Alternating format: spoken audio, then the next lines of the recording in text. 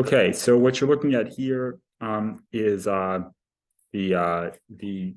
yellow gridded items we went over in class from the file tangencies and intersections doubly ruled surfaces. So I'm going to go through this. So first, just creating a hyperboloid. So if I have a axis, which I can create by any line, in this case, I'm going to make it vertical, but it could be on an angle. I can go line, use this options constraint up here, vertical, make a vertical line, and I can draw a circle, copy that circle to the top. And then if I draw a line connecting the two edges, I can revolve this line around the circle 360 degrees or 180 degrees or any amount that I wish. That is a hyperboloid. And depending on how steep this line is, the twist is more extreme. And if one of the circles is bigger than the other, it is a asymmetrical hyperboloid. All hyperboloids are essentially symmetrical. Somewhere you can extend surface like infinitely, of course. So that's what the asymmetrical one is. Okay. So the other way of creating this is if I have an axis, line, vertical, just move this curve off it some amount, which will be the radius. Let's say I'm going to do 200 inches. This line, I'm going to connect their midpoints, and I'm going to rotate 3D this line about the axis. I'm going to try 30 degrees. And if I try 45 degrees,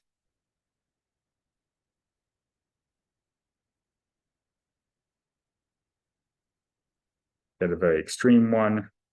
That is the skew axis, the skew angle, the amount of angle difference between these two. And this tight moment of the radius is the saddle. So if I have a hyperboloid like this, I can find its axis by snapping to the center points of the two circles. Then I can extract an isocurve, and I can do line perp, sort of just hover over the first curve, click, hover over the second, click, and that'll find the shortest distance between the two curves, which is the saddle. And then if I extracted an isocurve, that'd be the center of the hyperboloid.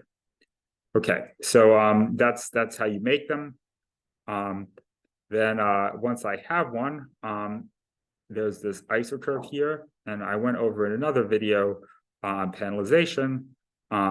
Basically, there's a plane through the center, and if I rotate that, there's many planes through the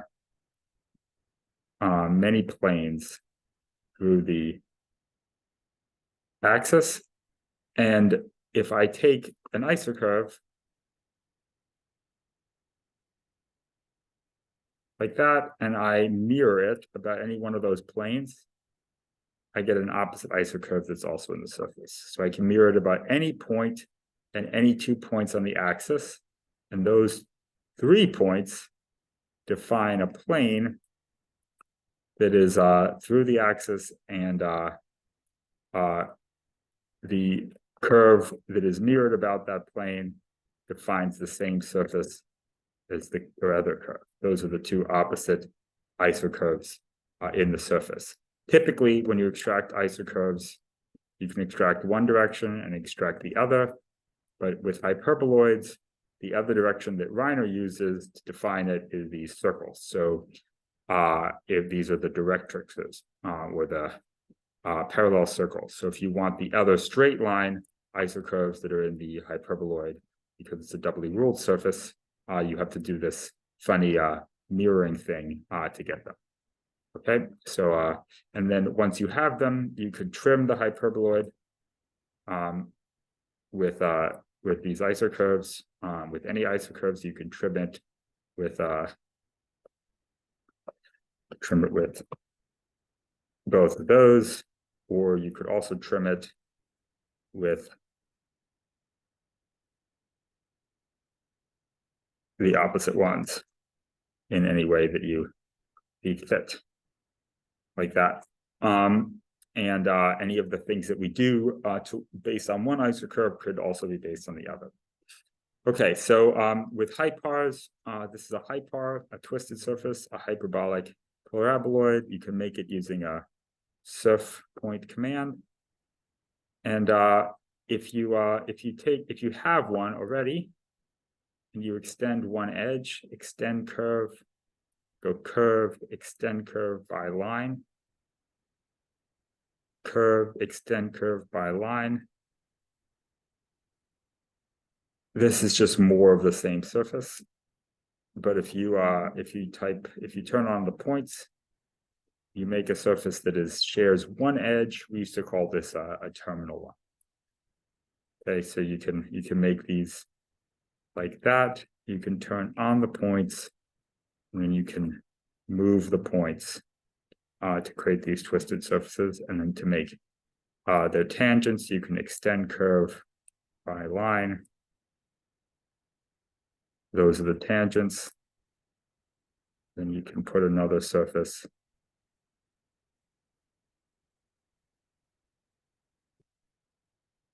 that shares a tangent. Maybe I'll put this one vertically. There, it's going to vertically. Okay. So that's how that works. Okay. Then if you want to make hyperboloids tangent to each other, the easiest way to do it is just to take an isocurve like that, or any other isocurve, or any one of the opposite isocurves, and rotate this surface 180 degrees around one of the isocurves. Let's do that again, like that.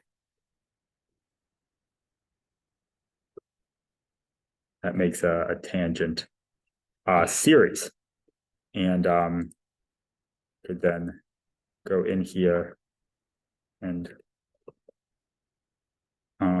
trim these.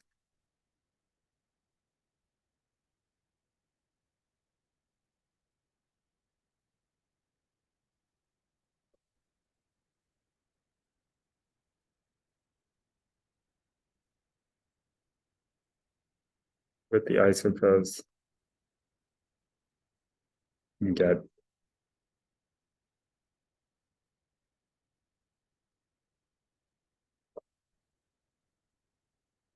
a series like that.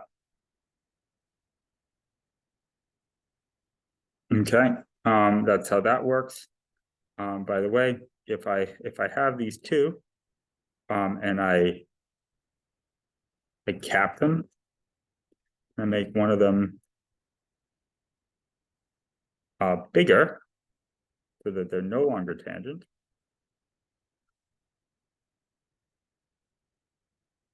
And I intersect them.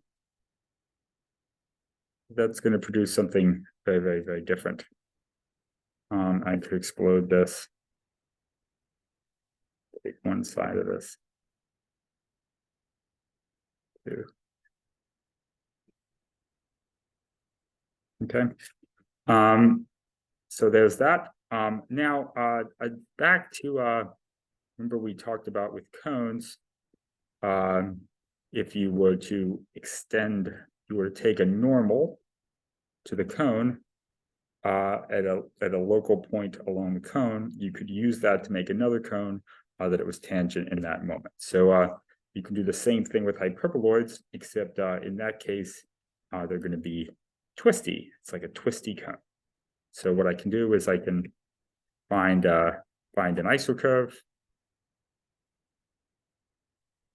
with line normal, line normal. I can draw a line from one side. I can type, and I can go to the other end of the normal. And I can draw a line from that. And then I can make a new axis. And this normal reason, if I revolve this original generator around this axis, that's also a tangent hyperboloid. Okay. The reason this works is because the normals always go through the axis in a surface revolution. So basically, this hyperboloid is the same situation as the new one that I'm creating. That's the definition of a surface is these normals go through the axis. And so if I take the normals and draw a new axis, then I revolve this, it'll be the same type of surface. Okay, so if these two, if I scale these, or initially I make this like 150, and I make this one scale 1D 150, so they're the same length, or if I draw them originally at a specific length, then I can, when I revolve this, I'll get a symmetrical hyperboloid with the saddle in the middle. Okay, so that's how you make them sort of tangent to each other in that way. And you can do this sort of pretty weird thing with that, which I'll go over now. Let's say I have one here. One thing I can do is if I go line normal, let's see how long I made these. About 300. Let's go line normal. 300. Oh, it went the wrong direction. So move that over here. Line normal. 300. Again, it went the wrong direction. Move that over here. I'm going to draw a. So if I revolve this, I'm just going to revolve it by 180 degrees instead of 360. I don't know how many degrees I revolve this, but I'm going to recreate it by revolving it 180 degrees. There we go. And so these are each like half a surface. Now I'm going to make a littler hyperboloid on this side. Let me just hide all this. I'm going to make a littler one. Actually, I'll make a slightly bigger one, but I'm going to do it the other way. So usually I've been moving the axes that way, the normals that way. But now I'm going to go this way, and I'm going to just go a little bit farther. Made this 280. So let's go the other direction this time. 280. So this time I could revolve this generator 180. Oh, that's the size of I went about the same axis. I forgot to draw the new axis. Here's the new axis.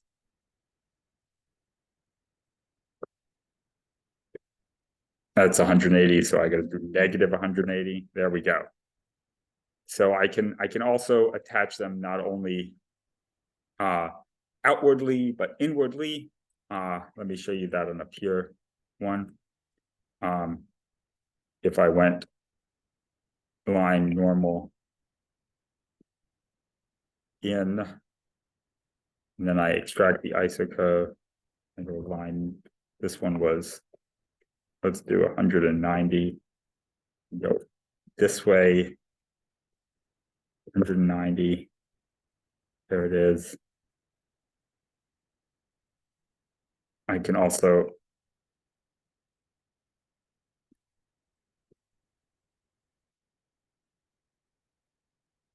make one inside like that.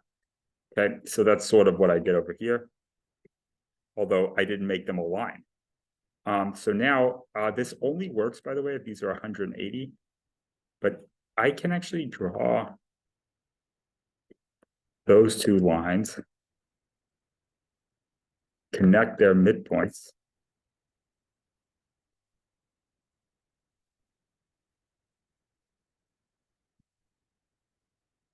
And I can connect it up like that. Make a series. Like that. And actually,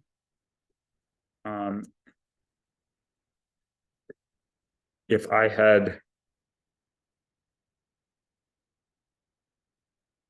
make this one a little smaller, 150.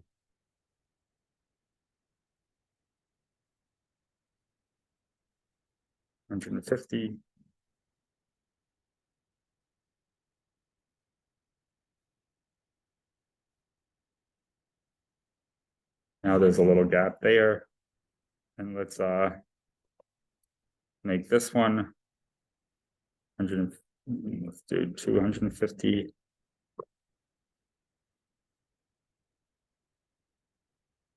250.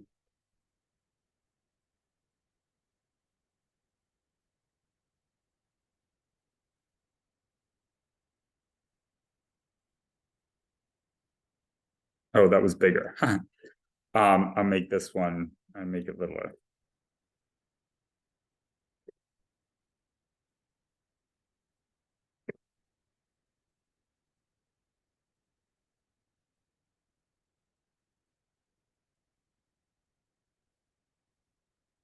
Now I could actually do the same thing here.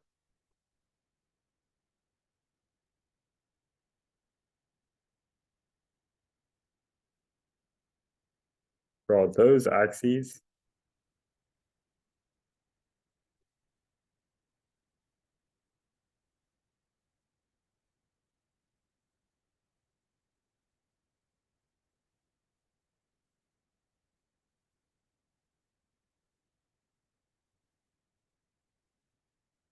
Like that. Get a series of them sort of connected together in this manner. And that actually is the method of creating something as wild looking as that. So it actually matters quite a bit when you change the proportions of something, how it looks. Okay, so let's keep going down the line here. All right, so if you want to make hyperboloids tangent to hypars, all you have to do is you can extend curve by line. If you have one of the isocurves of the circle, so you can just extend, and this I always do from the menu, extend curve, curve, extend curve by line. It's just easier to access that way. And then if I draw a hypar like that, that is tangent. I could have also exploded these, lofted them,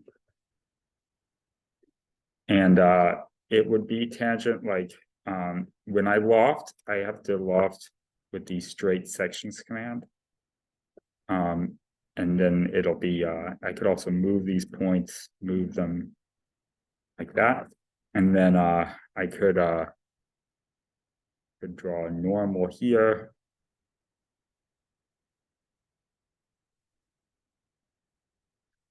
Normal.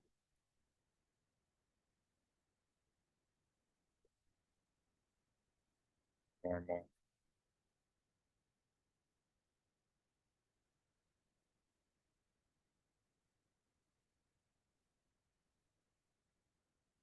I could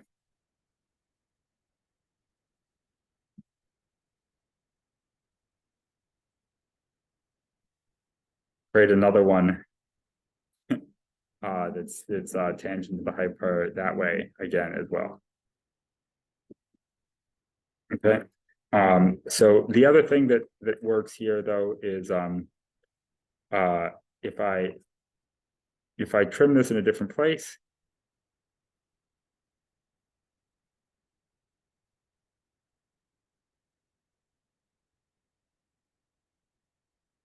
extend surf,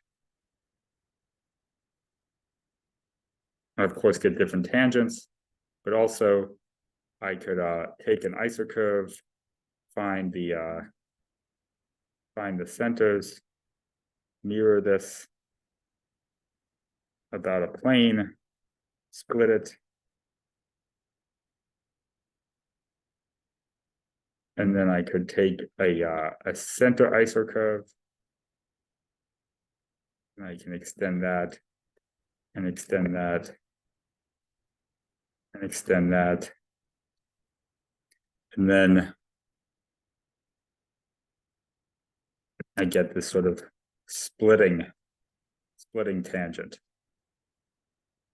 that merges through it, and the other side is a single surface.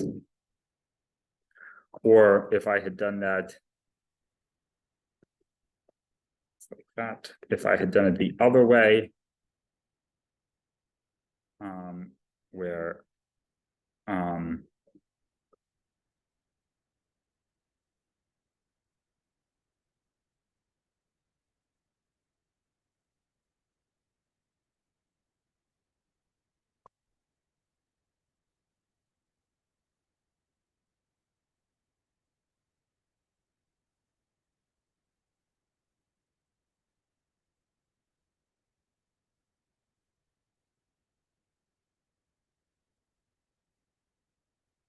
I have the V is going the opposite way, extract isocurve, U, curve, extend curve by line.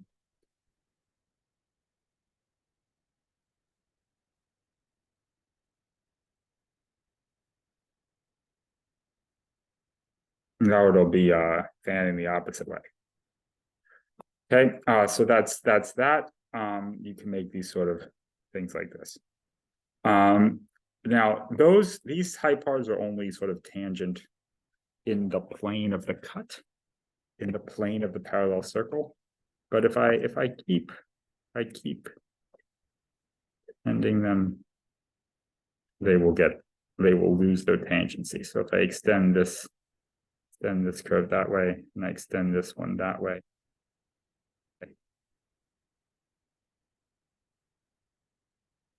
this is not touching anymore. Only they're diverging. Another way that's creates a kind of a more permanent tangency.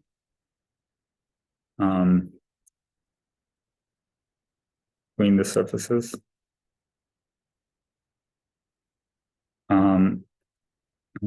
Is to use the normals rather than just a planar cut. So this is just extending the tangent and connecting it. But if you actually find the normals to a hypar, like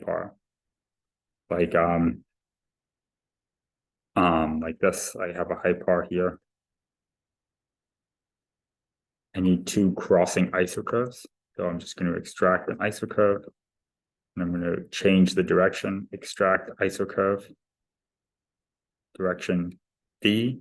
So U and V are the two different directions of the surface, and they're not a reason why one is U and one is V. They're just two, and they're labeled U and V, and they flip. So if I take a line normal, line normal, line normal, line normal, like that, and I connect these, and I go to and I draw, they will connect if they come from the same isocurves. And then I could draw an axis there, and I could take one of the isocurves of the hypar and rotate it about the axis that I created here. That's very similar to the way we made hyperboloids tangent to hyperboloids. Now we're doing it with hypars. and then I could trim this hyperboloid, and I could trim this hyper, and they would nest into each other in that manner. And so like I can also go the other direction if I start with a hyper. So let me do that again, actually, with a different hyper, one that's less sort of perfect. See if it works. There's an isocurve. There's the other isocurve. Here's a normal. Here's another normal. Here's a normal. Here's another normal. Join these. Revolve this, about that.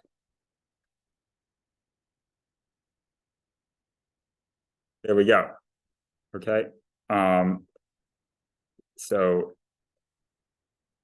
yeah.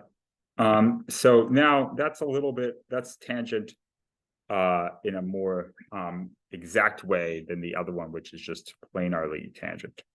But either is fine. Okay, so here, if you started with a hyperboloid, I could go the other way by doing this, finding the normal from two isocurves. And then what I want to do actually is take this isocurve.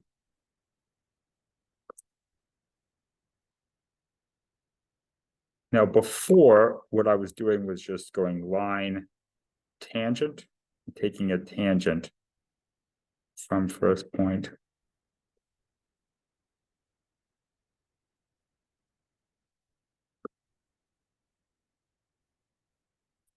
From first point. And connecting those like that. That's what I was doing before over here. But now, instead of doing that, I'm going to just look at the structure of the hyper, and what I really want is the tangent sort of perpendicular here. So I'm going to actually take the isocurve and rotate it 90 degrees about the normal. Rotate it 90 degrees about the normal. And then I'm going to loft those. That is the very similar thing, but you can see this one is now no longer in the plane of the hyper. It's actually oriented with the local structure of the surface. Either is fine, but that's how that works. Okay, I want to do two more, and that is just the sphere, the torus tangent to the hyperboloid. So if I have a hyperboloid here, I'm going to go make the normals, line normal,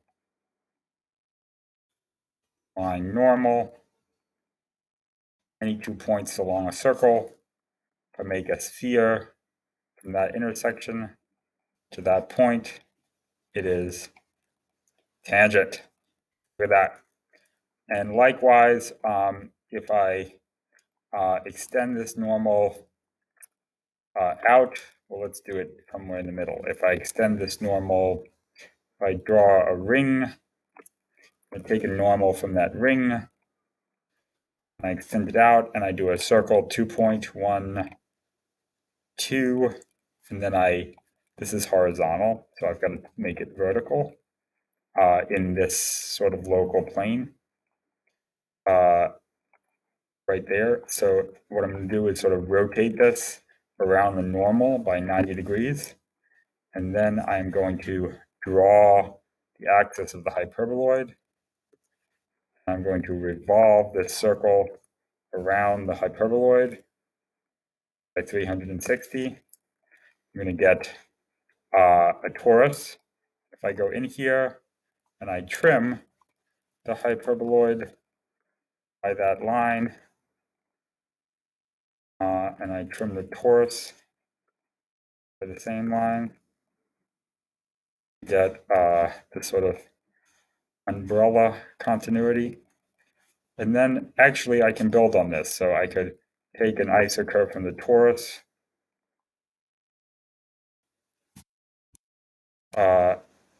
like so, and extend it.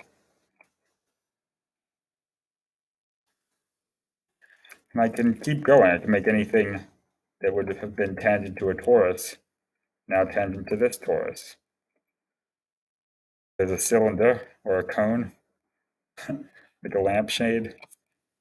Or actually, interestingly, if I make a surface plane 3-point, oblique to this, just make a plane, and then extract a second isocurve here.